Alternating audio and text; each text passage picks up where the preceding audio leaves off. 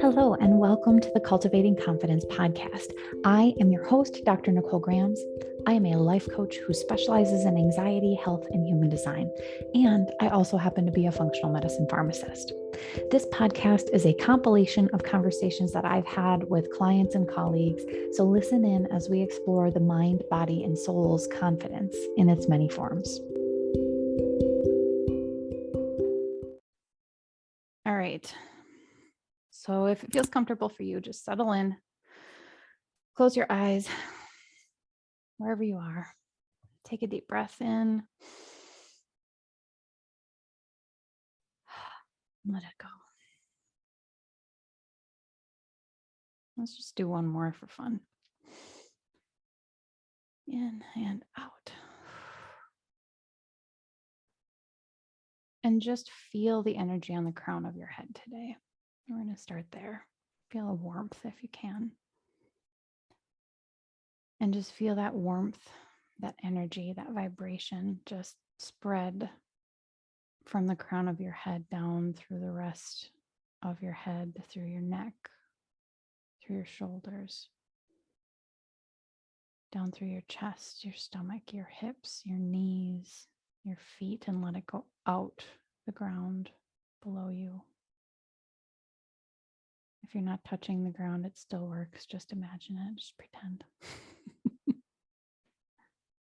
But just feel this feeling take up your whole body of this warmth, this light. We can call it love if we want, since that's what we're going to be talking about a lot today. But just feel whatever it is you feel in your body and try to bring it to love if it's not there already. And take one more breath in and let it go. And come back. All right, so unconditional love. So what comes up when you think about unconditional love? And you can type it in the chat or unmute and say it if you want. But how many of you have experienced unconditional love, like in its truest, deepest form? Do you know what it feels like? My guess is probably not many of us have actually felt love in that capacity fully.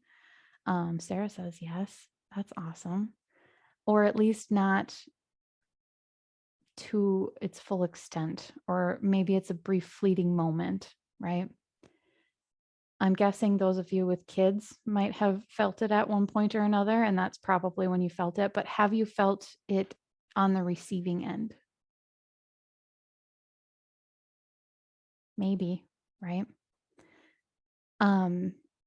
Most of us were taught conditional love growing up. Most of us were taught that our love depended on what we were doing, how we were acting, who was with us, lots of conditions. If you're not doing the thing that you're supposed to be doing, we're going to withdraw love from you, right? Most of us had caretakers who did not have the ability or capacity to love unconditionally because they were taught conditional love as well. If you're not being useful, you're not being shown love, right? And that makes it really hard to break this generational trauma that we have because we were all taught the same way and then we teach the same way unless we really do the work for ourselves. We were not basically, here's my stream of consciousness writing coming up here. We were taught that by not cleaning our room, we would not receive the love from our caregivers. We were taught that by fighting with our siblings or doing things we weren't supposed to do, we would not receive love. And we were taught that we had qualities about us that made us unlovable. Maybe for some of us, even now, we think our weight is a condition of love, right? Yeah, heavy eye roll there. Definitely. Yeah. But it's what society has taught us. It's what, if our body doesn't look a certain way, we're unlovable. But in turn, we learned how to love other people conditionally as well. And now we show our love conditionally and we withdraw our love when people don't act the way that we want them to. And we decide that we should not love some people because of the things they do or say or how they act. And that's just what we feel is normal, right? But what if love has absolutely nothing to do with what we're doing or who we're being or anything like that? What if love is not something that just happens to you, but it's something that you create in your own thoughts and that you are capable of creating at any point in time? Might not seem believable, but it's true, at least in my experience. Love, unconditional love.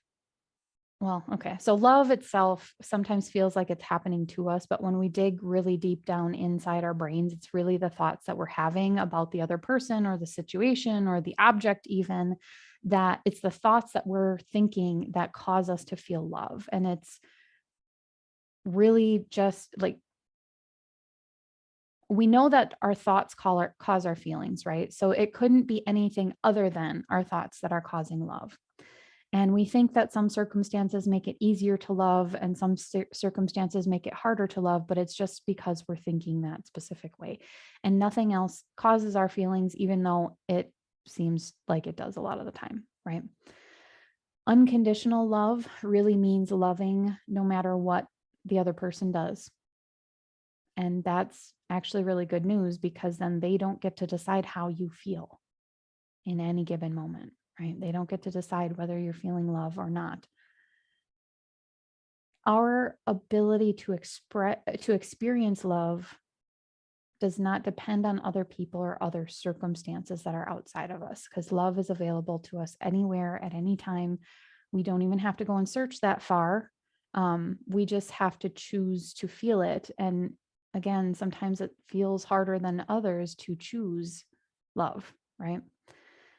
And there are some drastic circumstances, I think, in all of our lives. But yeah, it it can be really challenging, but we can, if we lay out our thoughts on the table, we can decide whether we're feeling love or not. And sometimes we might not want to feel love, right? It means that when we choose to not feel love, like when we withdraw our love on purpose, we guard ourselves from whatever threat. Like we think we're safeguarding ourselves by not feeling love, and or we decide that someone isn't lovable or whatever. But all that really means is that we just experience it less in our own lives. And I don't know about you, but I would like to experience more love more of the time. And it's my opinion that the world needs a little bit more love in it. Um, Even just a little bit. What if we had 10% more love in our lives, right? Around us? How much farther would we be as a human race, right? But it takes courage, and it takes taking a real hard look at what we're doing to control other people, to control other.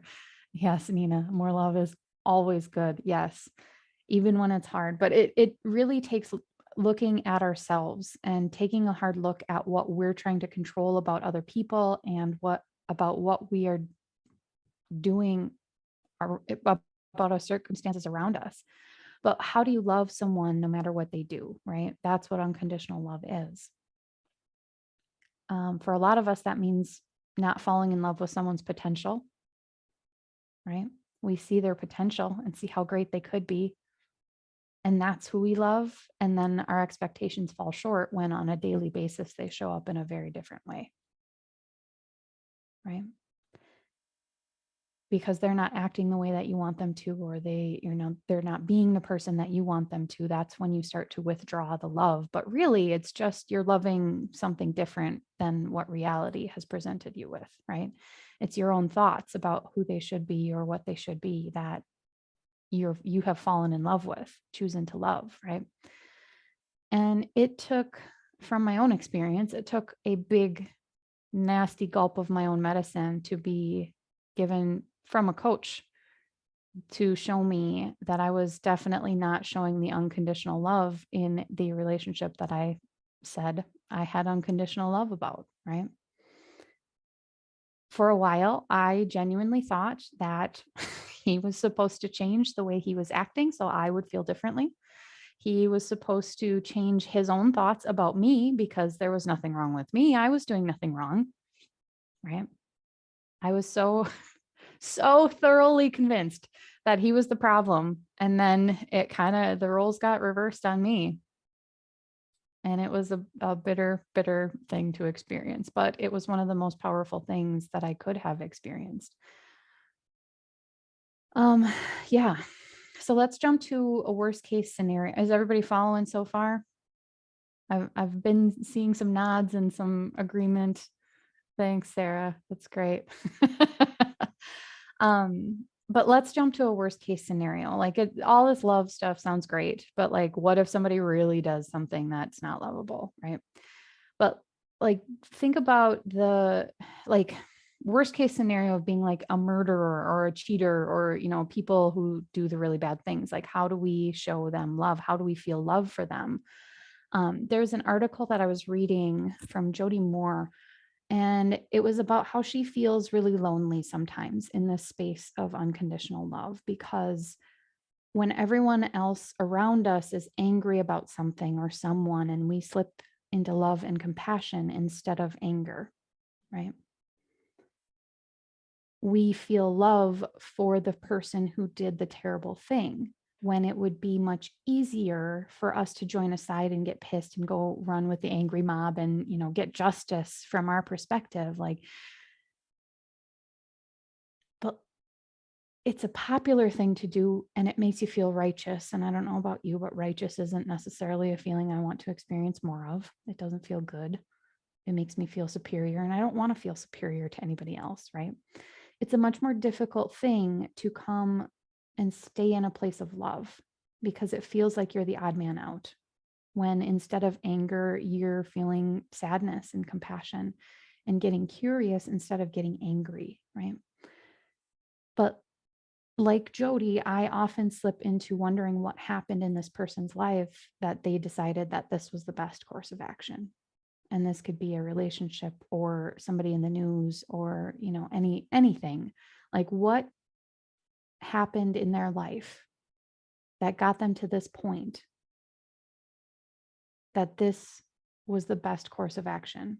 Like, this makes complete sense in their mind, right? How would it feel to be in a brain like that, where this feels like the most logical step? And this kind of reflects back on what I talked about last time. Is it harder to be the child that doesn't feel understood by their parent, or is it worse to be the parent who doesn't understand their child, right? And here's where love comes from, right? We can be misunderstood and still love other people. But yeah, just picture yourself in their scenario and imagine what it would feel like to be the person who thought, bringing a gun to school was the most logical thing, or running somebody over in a crowd with a car. Like, it's just like, how much pain and anguish could they be feeling? And every single time I have done that so far, it has felt pretty awful. Like, it feels like fear and anguish and exclusion and worthlessness. And it's from those places that those actions make sense, right? But putting myself there, although it feels uncomfortable for me, I'm willing to experience the discomfort in order to feel love for them, instead of hatred or anger or spite. And even like looking around at all the people that I think should be wearing masks, right? Like, it does me no good to come from that place and instead, like, get in their heads. What are they thinking that makes this make perfect sense, right? And maybe it's something that still brings me to sadness, but it's at least not this righteous hatred about how stupid they are. It's just like, oh, well, I wish they knew that this other thing, but it's not my job to say anything to them. It's not my place to try to change their mind, right? But even then, coming from a place of unconditional love, of like, I feel like this is best, right? And I want to share this with you because I feel like we could all be better off, versus like, you're such an idiot, you just need to do this, right? Like, how would that feel differently if we approached more things like that, right? But it takes love, or it takes energy, and it takes effort, and it's inconvenient, and it sucks. And it has you sitting on the outside looking in sometimes. And I have definitely been called names and been ridiculed for the lack of anger I was feeling about things. You should be mad about this. Like, why is that helpful? Why is that helpful for me to be angry? Usually it's not. Usually it's not something that I want to experience, right? I I don't think bitterness or anger or frustration, if it's about something that's completely outside of my control, I don't think it's always necessary. And most of the time, I try to slip into the place where it's completely unnecessary to feel those things, because how do I want, like, what's a more powerful place to respond from? Like, if you're, like, for me, if I'm angry and bitter and frustrated, I'm going to respond to somebody, react to somebody in a very different way than if I'm coming from love and patience and curiosity, right? Like, oh, I wonder why this is. Maybe there's just some little link that's come unhooked that I'm missing to make this make sense, right? What could it possibly be? Instead of going in with anger and righteousness and like, this is how it should be. It's clearly this, whatever. Maybe there's something I'm missing. And I don't always succeed, but I like to try to remember to approach situations from that perspective. But think about how you want to feel about the world around you and about people around you, right? How do you want to feel in general? And some people come to a neutral place from this. Some people are like, oh, well, I'd rather just feel nothing. But what if by choosing to experience love, you just feel more love in your life, even when nothing changes around you? Is it possible for you to feel unconditional love for people around you, right? Like I said, it's not always pleasant. Love is always kind, but it's not always pleasant. Think about the fierce type of protective mama bear love, mama bear energy. Like, that's still love, right? But it's a no, we're not going to get hurt sort of energy. You're not allowed to hurt my baby. But when we practice unconditional love for other people, and it is a practice, it is a concerted effort, especially at first when your brain is not used to thinking this way. But when we practice unconditional love for other people, it lets us love ourselves unconditionally.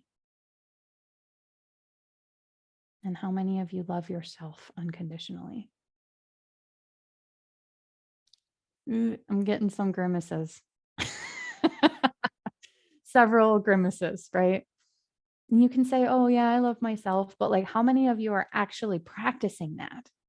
And can you look at the mirror and tell yourself, look in your eyes and say, I love you, without feeling super weird and discomfort and like, for me, it there's a TikTok sound that's like, how many times? 55 times, 50 times, five, or whatever, 500 times. Yeah, it took me that long to be able to look myself in the eye in the mirror and say, like, truly, I love you, without feeling discomfort, without feeling like it was a lie, right? And how do you know, like, you can say, oh yeah, I love myself totally, but if you're feeling that discomfort is coming from an underlying thought that you don't believe that you love yourself, or that you're not lovable in some way. So what does it mean to have unconditional love for one's self, right? And how would it impact the world around you if you were able to give that to yourself? What if you were lovable? And what if we thought about lovability as the ability to love instead of a quality that we have, right? People may have told you especially as a kid, that something about you was not lovable and that you needed to change in some way. But I promise you that that has everything to do with their ability to love and not your ability to be loved. And just slip into that. Like, if you can think of a situation where you were not feeling loved and you made it mean something about yourself instead of their capability. But I promise you that you are 100% lovable. Every single person is 100% lovable. Every inch of our bodies, every thought you've had, everything about you is completely lovable. And there's nothing that you can do to make yourself more lovable. And that applies to everybody else. So that's great news, right? Because if that's true, then we are on some level capable of loving everyone else unconditionally, even when it feels hard, right? But where was I here in my notes? There's nothing you can do to make yourself more lovable, but you can increase your ability to love others. You can decide that others are more lovable, and then you just get to experience more love. And just think about, like, when you feel a feeling, we've practiced this before, but when you feel a feeling, it doesn't mean that anybody else feels that feeling. And they don't feel that feeling in the same way that you do. So a lot of times we think that withdrawing our love means that they'll feel something. Like, you can feel hatred instead of love, but until you act in a hateful way towards them, they have no idea. Like, I could be sitting here just internally hating every single one of you, right? That's what I'm doing this whole time.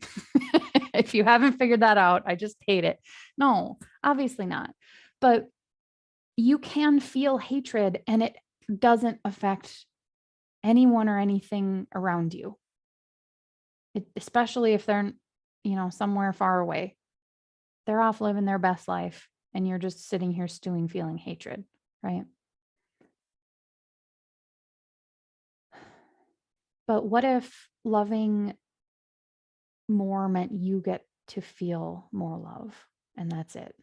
Because it really is as simple as that. But who would you be? Who would you become if you came from love more often? And what if loving yourself unconditionally means that you have your own back no matter what happens? And you trust that you can handle it and that you won't beat yourself up from any circumstances that are tossed your way. Like, no matter what, I've got my own back because I love myself no matter what choices I make, no matter what I do, right? How much farther would you get in life? What risks would you be willing to take? And this ties right in with failure. And I've been talking a lot about failure lately. But there's just something really powerful about coming from unconditional love for yourself, right? And if you loved yourself for who you are right now and not for what other people want you to be, not even what you want you to be, but who you are right now.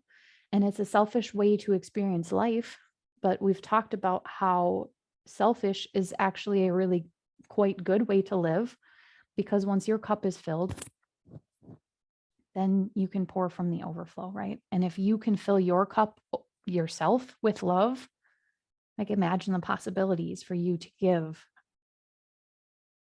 right?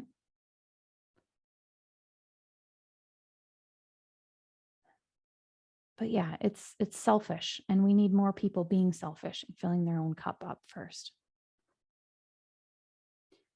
It is Unconditional love is definitely not people pleasing.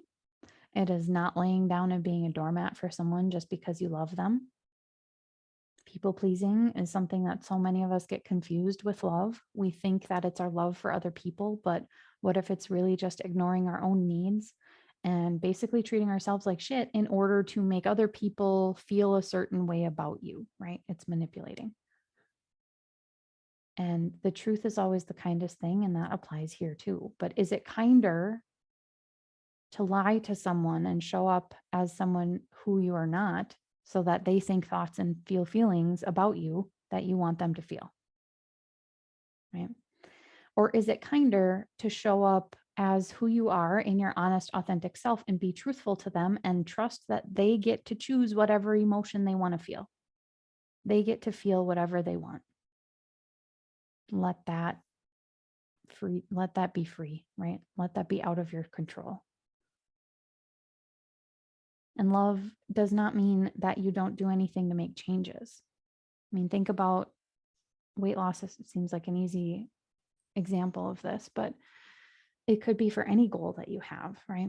If it's a goal for you, I'd like to invite you to the idea that it might be easier to do, easier to accomplish if you come from unconditional love for yourself. And we just talked about that a little bit. But if you stop using criticism and shame as your fuel, because our feelings are always our fuel, our feelings are what cause our actions, or what fuel our actions. So stop withdrawing love from yourself when you think you didn't do something you should have, or if you acted some way you didn't like. Why would you choose to withdraw your love when you're already feeling bad about something? And is it because we were taught that when we feel bad about something we did, we do not experience love? Like, what if that's all just a lie?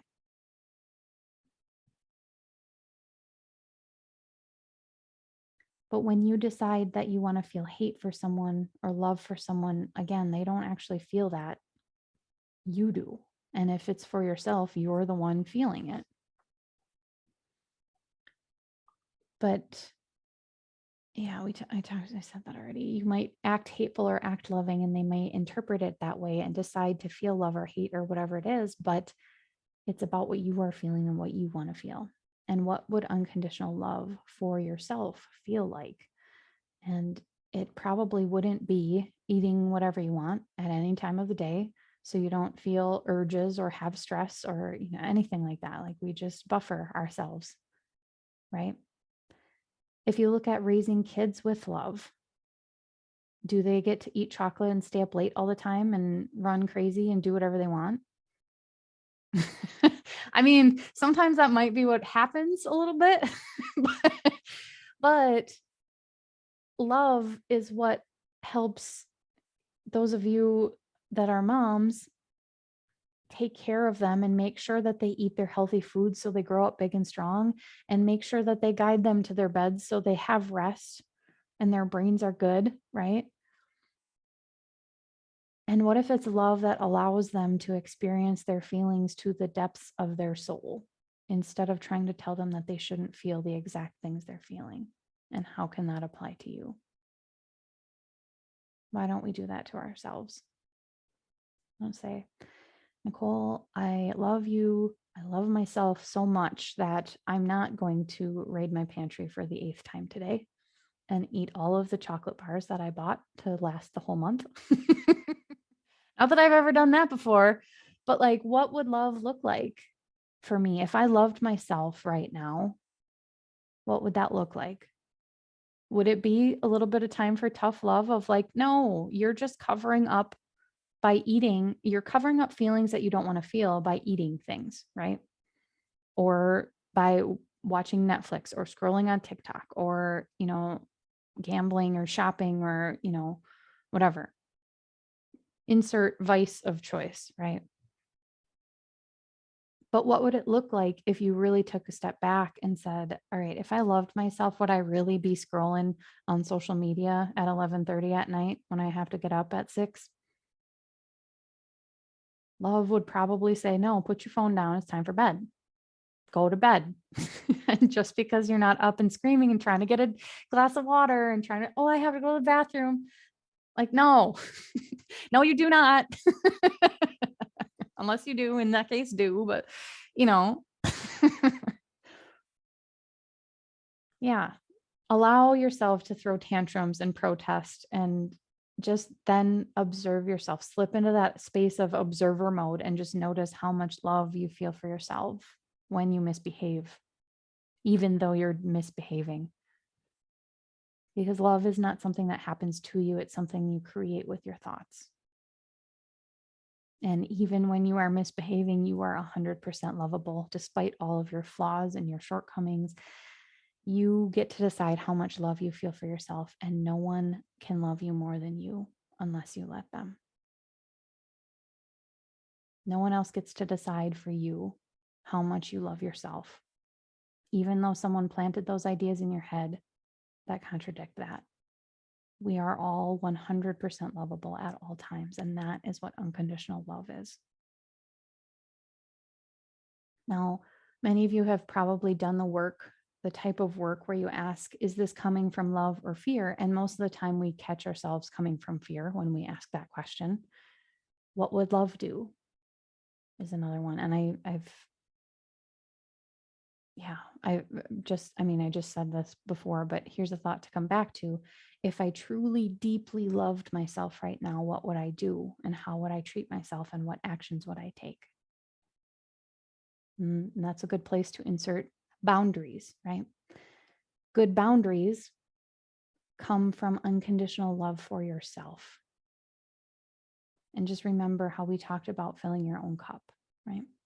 Boundaries come from being honest with ourselves first and being honest with other people about the honesty we have found within ourselves, right? Sometimes unconditional love for ourselves and for other people looks more like a boundary than anything else. Unconditional love is not an unconditional relationship. And that's whether it's a significant other or a friend or a family member. Unconditional relationships are pretty toxic because it means the other person is allowed to do whatever they want and you just take it. That is not loving yourself. That is not loving them.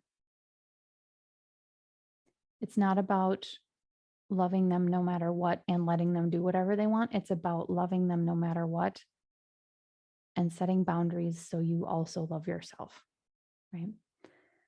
And what about when you love someone and you feel hurt by them?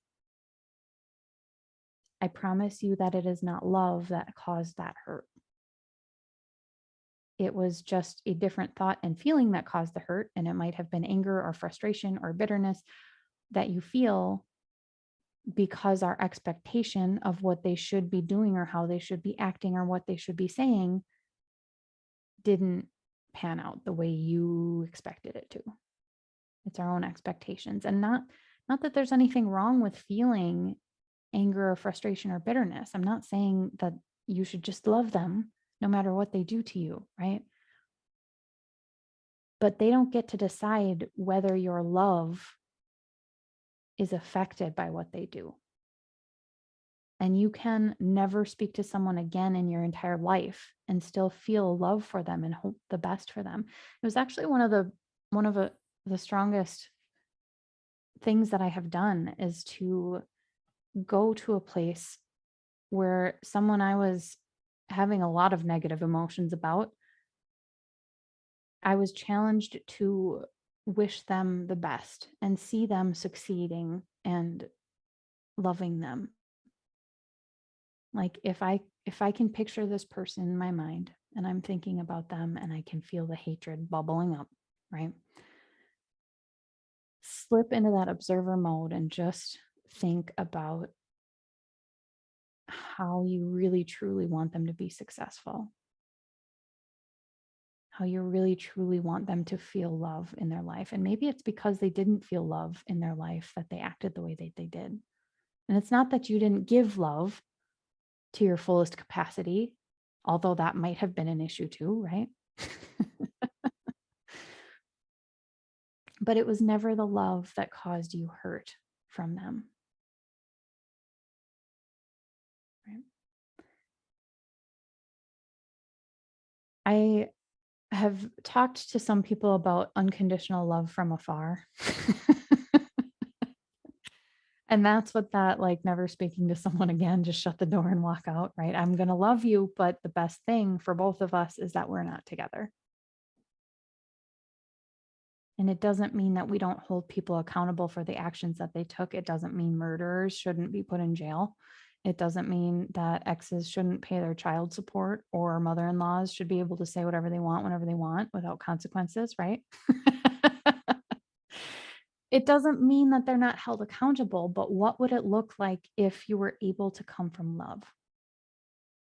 And how can you approach it from a place of love? And how can we approach something when we care for someone's well-being, no matter what happens in our relationship with them? And sometimes for some people, it might be a child that's struggling. It might be someone that you think should be in your life and having a relationship with you. But for example, if someone is on drugs and you don't think that they should be on drugs, right? But you keep giving them a house to stay in, you keep giving them money, and they're using it how they feel best. And that's not the way that you feel is best. Is it best to keep giving them love in that way? Maybe not, right? Are you enabling their behavior, their poor behavior? We'll call it that, although that's not how I want to look at drug use necessarily. That's a terrible example for that. But but like, what's your role in their behavior? Are you allowing them to treat you like this? Are you slipping out of unconventional? Been saying that word the whole time, and all of a sudden I can't say unconditional. All right. I mean, unconventional love, I guess, also applies. But how do we slip into what we feel is best for the situation, right? And sometimes it's best that we walk away. Sometimes it's better to love someone and walk away than to love someone by staying.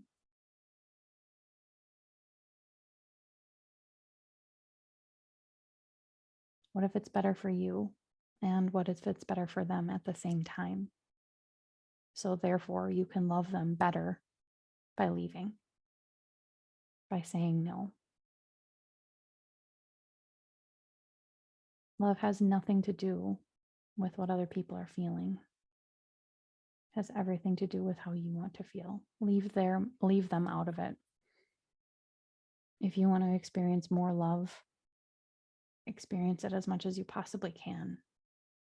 Love when it's hard, and just as much when it's easy. And most of all, love yourself.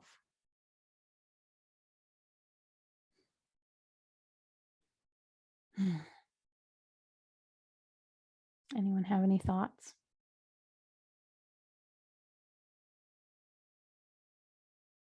Feel free to type them in the chat if you do. And this all, just remember that this all sounds well and good, right? But practicing it is hard. It can be really, really challenging. Thank you for taking the time to listen in today. Many of you will be able to take the ideas that you've heard and apply them in your daily life, and that's really all you need. That's amazing. But for those of you who could use a little one-on-one help with how to make these things actually work for you in your real life, please reach out. The link to schedule a consult with me is in the show notes. You don't have to do this alone. See you soon.